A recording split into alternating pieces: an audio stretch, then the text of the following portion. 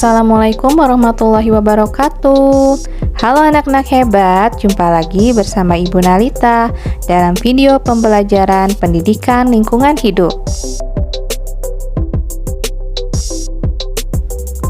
Pada pertemuan kali ini, kita akan masuk ke materi hasil karya dengan teknologi sederhana dalam pemeliharaan lingkungan. Materi kali ini merupakan lanjutan dari materi minggu lalu.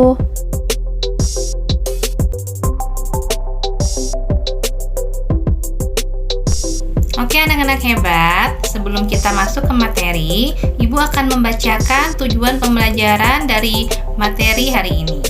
Tujuan pembelajarannya ada 3. Yang pertama, menjelaskan jenis teknologi sederhana dalam pemeliharaan lingkungan. Yang kedua, membuat hasil karya dengan teknologi sederhana dalam pemeliharaan lingkungan. Dan yang ketiga, melakukan pameran hasil teknologi sederhana di sekolah. Perhatikan pada gambar. Tahukah kalian apa nama dari tanaman pada gambar? Tanaman ini bernama tanaman eceng gondok.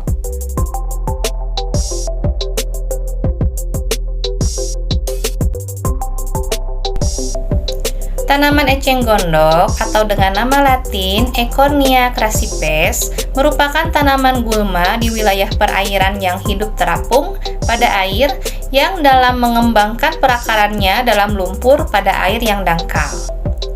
Eceng gondok ini berkembang sangat cepat, baik secara vegetatif maupun generatif.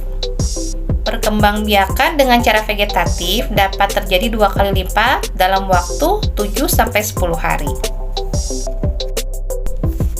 Berdasarkan hasil penelitian dari Badan Pengendalian Dampak Lingkungan Sumatera Utara di Danau Toba pada tahun 2003 melaporkan bahwa satu batang eceng gondok dalam waktu 52 hari itu mampu berkembang seluas 1 meter persegi, atau artinya dalam waktu 1 tahun mampu menutup area seluas 7 meter persegi.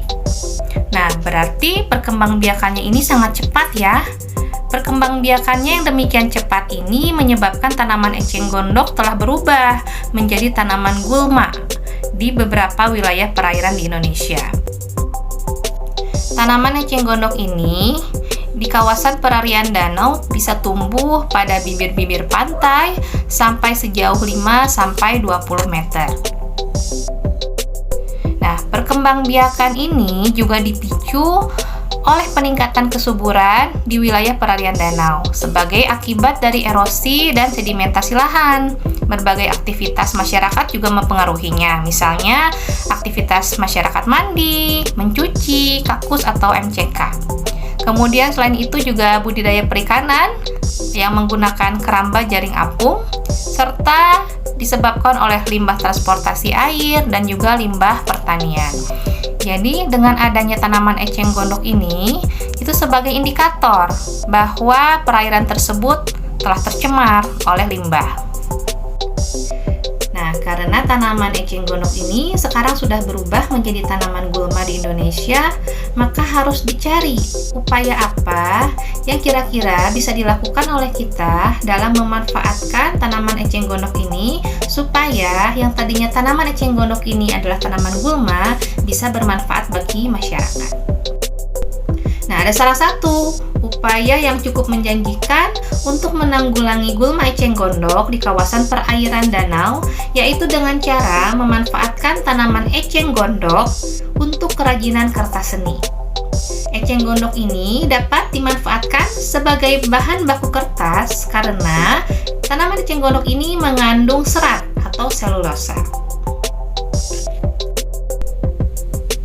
Perhatikan pada layar, ada 2 orang siswa yang sedang praktek membuat kertas dari tanaman eceng gondok. Pup eceng gondok yang dihasilkan itu berwarna coklat. Namun, pup tersebut dapat diputihkan dengan proses pemutihan.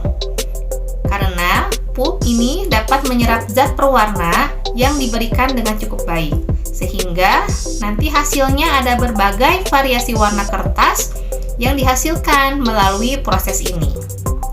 Nanti kertas seni yang dihasilkan itu selanjutnya akan dapat digunakan untuk pembuatan berbagai barang kerajinan.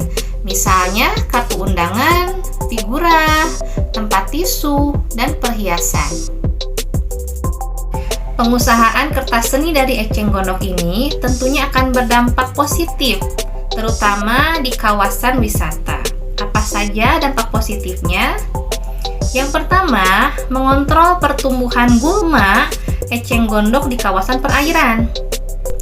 Pengusahaan ini tentunya nanti akan didukung oleh pemerintah daerah setempat karena berdampak positif terhadap upaya pelestarian kawasan perairan. Apabila industri kerajinan eceng gondok tersebut berkembang, maka masyarakat pengrajin akan memanen gulma tersebut dari kawasan perairan danau sebagai sumber bahan bakunya. Jadi, secara tidak langsung bisa membersihkan perairan dari tanaman gulma eceng gondok. Namun, tanaman eceng gondoknya tersebut masih bisa bermanfaat dan menjadi nilai tambah, nilai ekonomi bagi masyarakat sekitar. Lalu yang kedua, pengembangan industri kerajinan tersebut akan menyediakan lapangan pekerjaan baru bagi masyarakat sekitar sehingga akan meningkatkan kesejahteraan hidup mereka. Kemudian yang terakhir, berkembangnya industri kerajinan di kawasan wisata akan memperkaya khasanah budaya masyarakat setempat dengan penyediaan berbagai cenderamata yang berdampak positif terhadap pengembangan sektor wisata di wilayah tersebut.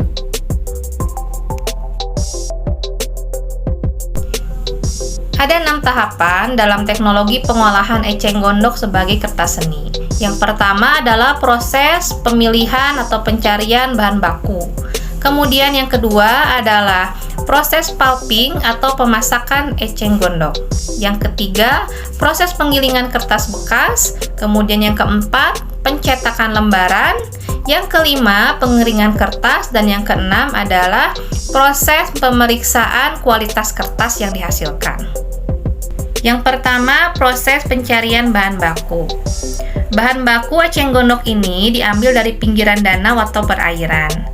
Nah, bagian tumbuhan yang diambil untuk membuat kertas seni itu biasanya adalah batangnya saja.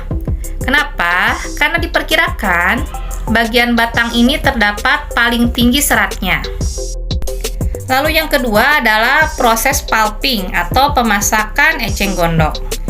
Eceng gondok yang tadinya sudah dikeringkan dimasak dalam tong pemasak dengan perbandingan 1 kg eceng gondok berbanding 4 liter air berbanding 10 gram NaOH. Jadi setiap 1 kg eceng gondok ditambahkan 4 liter air dan ditambahkan 10 gram NaOH. Lalu proses yang ketiga adalah proses penggilingan kertas bekas. Nah, jadi eceng gondoknya ini nanti akan dicampur dengan kertas bekas.